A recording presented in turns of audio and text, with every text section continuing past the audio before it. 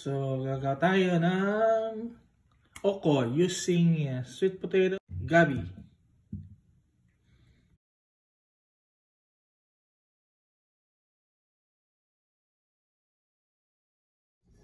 Ito na yung ating gabi at sweet potato, and we're gonna cut it into thin strips.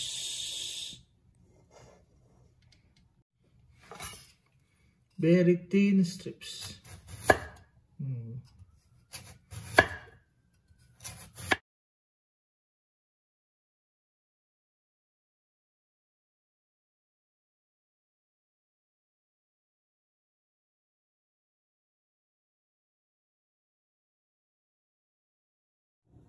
Ito na yung ating strips.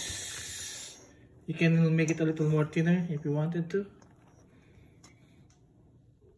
Then we're gonna make our butter. We need all-purpose flour. For that amount, we're gonna use 1.5 cups.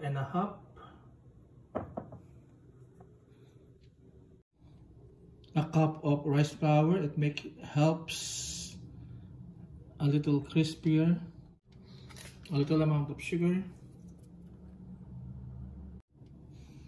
Turmeric powder for color and some flavor.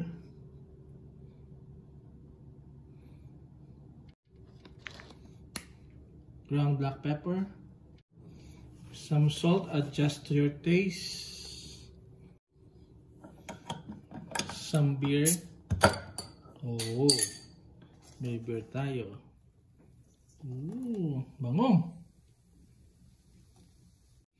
Whatever is left, we're gonna drink it with the okoy. Sarap. And water. Make your butter not too runny but not too thick. Always adjust. And then mix. You can always adjust the water and the beer.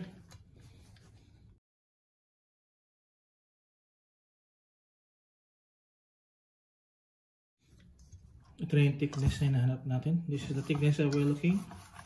Not too runny but not too thick.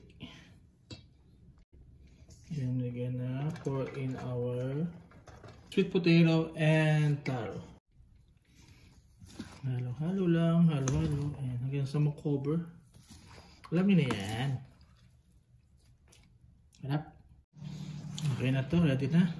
And then, meron tayong shrimp. Ayan. Nalagyan natin siya sa bed of sweet potato and taro. So, magpainit ng oil for frying. So, meron ako dito yung tawag dyan, panghalo. Tapos, isawsaw ko muna sa oil. Ayan, para mainit.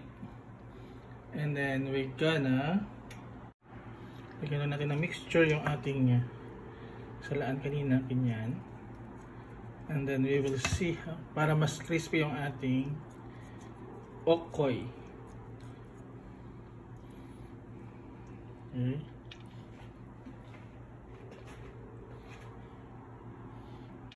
Dahil wala tayong malilit na hipon, isang hipon na malaki. Yan, hipon na malaki. To our fryer. And go. Diretso na siya.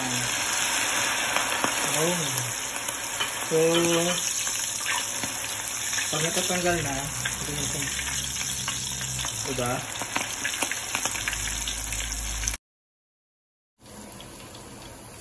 Medyo mahirap siyang tanggalin ng konti, dumidikit, pero look at this. Look at this. Oo, diba? Oh. There you go. And we're good. At least deep fried yung ating okoy. There you go. Continue lang natin. Okay. Look at this one. Taste na tayo.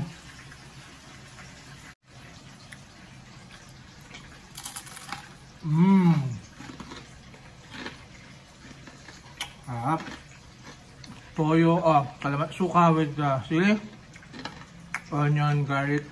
Masarap na sausawan. Okay. With the beer, guys. Yung natira natin beer. Ito, natira pa. Very good.